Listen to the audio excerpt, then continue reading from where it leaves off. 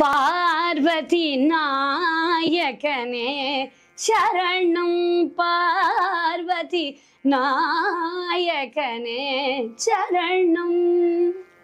திருத்தல தரிசனத்துல நம்ம பார்க்கக்கூடிய கோவில் மயிலாடுதுறை. பார்வதி தேவி பெண்மயில் உருவத்துல வந்து சிவபெருமான வழிபட, சிவபெருமானும் ஆண்மயிலா காட்சி தர, 2 மயில்களும் சந்தோஷமாக ஆடிய துறைங்கிறதுனால மயில் ஆடு துறை அப்படின்னு பேர் வந்தது. சொல்லுவோம் இல்லையா, வச்சனமே 1000 ஆனாலும் மாயூரம் போலாகுமா அப்படின்னு. அப்பேற்பட்ட சிறப்பு வாய்ந்தது மாயூரம் அப்படிங்கக்கூடிய மயிலாடுதுறை. பிரம்மா படைப்பு தொழில துவங்க உத்தரவு பெற்ற ஊர் எது? விநாயகரும் முருகனும் வழிபட்ட ஆலயம் எது? நந்தி தேவர் சாபம் விலகின இடம் இது. லக்ஷ்மியும் சரஸ்வதியும் தொழுத ஊர் எது? கங்கைக்கே முக்தி கிடைச்ச ஸ்தலம் எது? மன்மதன், அகஸ்தியர், கண்வ மகரிஷி ஆகியோர் பூஜை பண்ண கோவில் எது? எல்லாமே இந்த மயிலாடுதுறை தான். அபயாம்பிகை சமேத மாயூரநாத சுவாமி திருக்கோவிலை சுற்றி பார்க்க 2 மணி நேரமாவது நமக்கு வேணும். 3,78,913 சதுரடியில் அமைந்த பிரம்மாண்டமான கோவில் அது. 4 பக்க சுற்று மதில்களோடு கிழக்கே பெரிய ராஜகோபுரம். நம்ம வா வா அப்படின்னு கூப்பிட உள்ள நுழைஞ்சா கொடிமரத்துக்கு தெற்கு பக்கத்துல ஸ்தல விநாயகர், பெரிய விநாயகர் என்று நம்மள ரொம்ப அழகா ஆசீர்வதிக்கிறார். வடக்கு பக்கம் அவருடைய தம்பி ஆறுமுகன் இருக்கார், முருகன். வெளிப்பிரகாரத்துல வடக்கு மதில ஒட்டி கிழக்கு முகமா ஒரு சின்ன கோவில் இருக்கு. சாதா பார்வையிலிருந்து தப்பி விடும்னு அந்த சந்நிதியை கட்டாயம் நம்ம எல்லாருமே தரிசனம் பண்ணோம். ஏன்னா அதுதான் ஆதிமயூரநாதருடைய சந்நிதி. அங்க சிவலிங்கத்துக்கு பக்கத்துல இருந்தபடி மயில் ஒண்ணு பூஜை பண்ணிட்டு இருக்கு. யார் அந்த மயில்னா நம்ம பார்வதி தேவி தான். மயிலாடுதுறைங்கிற ஊருக்கே பேர் வர காரணம் அந்த மயில் தான். அத சரித்திரமா பார்ப்போம். பக்கத்துல அகஸ்திய விநாயகர் சந்நிதி இருக்கு. அகஸ்தியரால ஸ்தாபிக்கப்பட்டவர் இந்த பிள்ளையார். வெளித்திண்ணையில இன்னும் ஒரு விநாயகர் இருக்கார், அவர் பேர் கனகு பிள்ளையார்.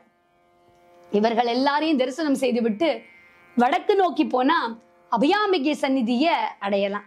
அங்க நுழைஞ்ச உடனேயே அன்னையினுடைய கருணை வெள்ளம் நம்மள அழைக்கும். அம்பா கிருபை தந்து ரக்ஷயம்பா, ஜெகதம்பா கிருபை தந்து ரக்ஷயம்பா, கிருபை தந்து ரக்ஷயம்பா, கிருபை தந்து ரக்ஷே அம்பா, அம்பா அம்பா. தாய் தன்னுடைய குழந்தைய 2 கையாலே நீட்டி அழைக்கிற மாதிரி இருக்கும். அபயாம்பிகை 4 கரங்களோடு எழுந்தருளி இருக்கா. மேலிரு கரங்கள்ல சங்கு சக்கரம் இருக்கு. இடது கரம் கீழாக தொங்க, வலது கையில கிளி ஒன்னை ஏந்தி அபயம் கொடுக்கிறா. புன்முறுவலோட அருளே உருவாய் பக்தர்களுக்காக கண்கண்ட தெய்வமா இருக்கா தேவி. அஞ்சல் நாயக்கி, மயிலம்மை அப்படின்னு நிறைய பேர் அவளுக்கு உண்டு. அம்பாள் சந்நிதிக்கு அடுத்த சந்நிதியில அனவித்யாம்பிகை அப்படிங்கிற போர்டு தொங்கும். எட்டி பார்த்தா உள்ள ஒரு சிவலிங்கம் தான் இருக்கும். என்ன பார்த்து விக்கிரகத்தை மாத்திக்கீத்தி வச்சுட்டார்களான்னு தோணும். விஷயம் அது கிடையாது. நாதன் சன்மன் அப்படிங்கிறவன் கைலாசத்துல ஈசனுக்கு பணிபுரியக்கூடிய பாக்கியம் பெற்றவன். அவன் இந்த மயிலாடுதுறைக்கு வந்து ஒரு சிவலிங்கத்தை பிரதிஷ்டை பண்ணிட்டு வழிபட்டு முக்தி அடைஞ்சான். அவருடைய மனைவி தான் அனவித்யை. கணவனை போலவே மனைவியும் அந்த சிவபெருமான வழிபட்டு சிவலிங்கத்தை பூஜை பண்ணி அந்த சிவலிங்கத்துக்குள்ளேயே உட்புகுந்து மறைந்து சிவபதத்தை அடைஞ்சான். அதனால அந்த லிங்கம் அவருடைய பெயராலேயே அனவித்யாம்பிகை அப்படின்னு அழைக்கப்படுகிறது. ஊன்றி அந்த லிங்கத்தை பார்த்த இன்னொரு விஷயம் நமக்கு புலப்படும். லிங்கத்துக்கு புடவை தான் சாத்துவார்கள். நீற்றினான் நிமிர்ப்புன் சடையான், விடை ஏற்றினான் நமையாளுடையான், புலன் மாற்றினான் மயிலாடு துறை என்று போற்றுவார்க்கும் உண்டோ புவி வாழ்க்கையே. திருநாவுக்கரசு சுவாமிகளுடைய திருப்பதிகத்தை பாடியபடியே நம்ம அப்படியே மூலவர தரிசனம் பண்ணலாமா? லிங்க உருவத்துல தரிசனம் தரார் மாயூரநாத சுவாமி. பிரம்மலிங்கம், வள்ளலார், மயிலாடுதுறையன், அஞ்சலுடுமை பங்கன் அப்படின்னு ஏகப்பட்ட பேர் இவருக்கு தான். திருஞான சம்பந்தர், நாவுக்கரச பெருமான் போன்றோர்லாம் மாயூரநாத சுவாமிகளுடைய பெருமையை ரொம்ப அழகாக பாடியிருக்கிறார்கள். பார்வதியோட இந்த ஸ்தலத்துல மகிழ்ச்சியோட மாயூர தாண்டவம் ஆடியவர் இவர் தான். ஆனந்தமா இங்க இருக்கக்கூடிய இறைவன் வணங்கக்கூடிய பக்தர்களுக்கு ஆனந்தத்தை அள்ளி அள்ளி கொடுக்கிறார். திருவாவடுதுறை ஆதீனத்துக்கு சொந்தமான இந்த திருக்கோவில் எண்ணற்ற திருவிழாக்கள் உண்டு. எல்லாருக்கும் தெரிஞ்ச விழான்னா கடமுழுக்கு. ஐப்பசி திங்கள்ல இறுதி நாளில் நடக்கக்கூடிய பெரும் தீர்த்த விழா இது. அன்றைக்கு நாடெங்கிலும் இருந்து மக்கள்லாம் அங்க கூடுவார்கள். மாயூரநாதர் கோவிலினுடைய பஞ்சமூர்த்திகள் புறப்பட்டு காவிரியில தீர்த்தம் கொடுத்து அருளக்கூடிய புண்ணிய நிகழ்ச்சி. கார்த்திகை மாசம் முதல் நாள் விடியற்காலையில முடமுழுக்கு நடக்கும். கடமுழுக்குல முழுகிய மக்கள் முடமுழுக்குலையும் முழுகினாதான் பலன் உண்டுங்கிறது நம்பிக்கை. அது என்ன முடமுழுக்குன்னா, இங்க கடமுழுக்குல நீராட நெடுந்தொலைவில் இருந்து முடவன் ஒருத்தன் வரான். அவன் வரத்துக்குள்ள கடமுழுக்கு விழா முடிஞ்சு போச்சு. முடவன் ரொம்ப தாபப்பட்டு பெருமான்கிட்ட முறையிட்ட உடனே சிவன் என்ன பண்ற, கவலைப்படாதடா, நீ நாளைக்கு சூரிய உதயத்துக்கு முன்னாடி ரிஷப தீர்த்தத்துல நீராடு, துலா மாசம் முழுக்க நீராடின பலனும் உனக்கு தரேன் அப்படிங்கிறார் மாயூரநாத சுவாமி.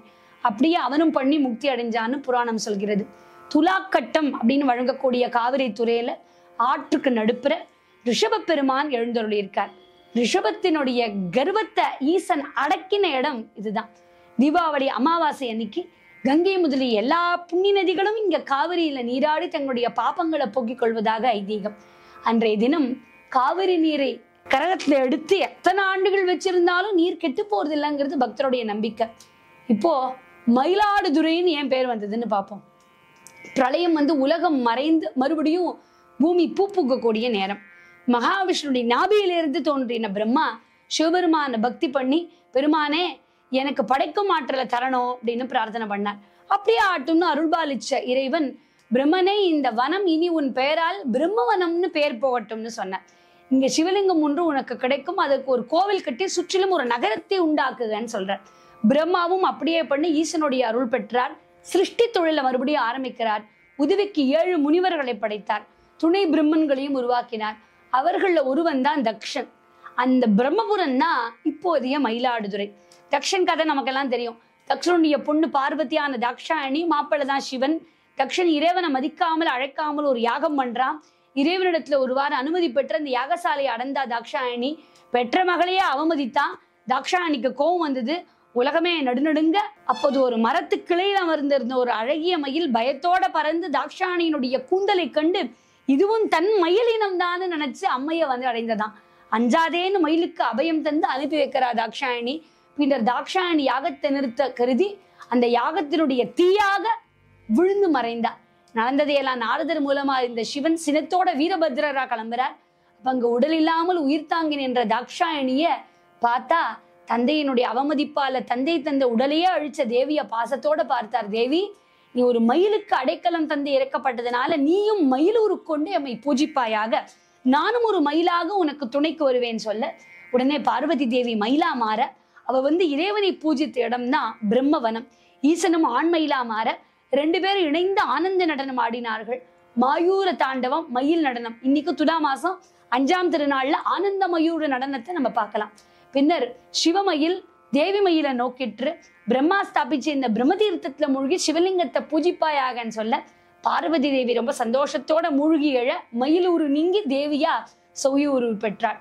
சிவமயிலும் சிவபிரானாக மாற என்ன வரம் வேணும்னு கேட்க அம்பாள் சொல்றா, கௌரியாகிய நான் இந்த மாயூரம் உருக்கொண்டு பூஜித்ததால் கௌரி மாயூரம் அப்படின்னு இந்த ஊருக்கு பேர் வரணும். நீங்களும் மாயூரநாதர்னு அழைக்கப்பட வேண்டும். நான் உங்களை வழிபட்ட இந்த துலா மாசத்துல இங்க நீராடக்கூடியவர்களுக்கு அருள்பாலிக்கணும் அப்படின்னு வேண்ட எல்லாம் தந்தேன்னு அனுகிரகம் பண்றார். ஓடி வந்த மயிலுக்கு அஞ்சேன்னு நீ அபயக்கரம் தந்ததுனால உனக்கு பேரும் இனி அஞ்சல் நாயகி அப்படின்னு வரும்னு சொல்ல, வணங்கக்கூடிய பக்தர்களுக்கும் அஞ்சேல்னு அனுகிரகம் பண்றா. நம்மள நிறைய பேர் மாயவரம் போயிருப்போம், பார்க்காதவர்கள் அவசியம் போவோம். மாயூரம்.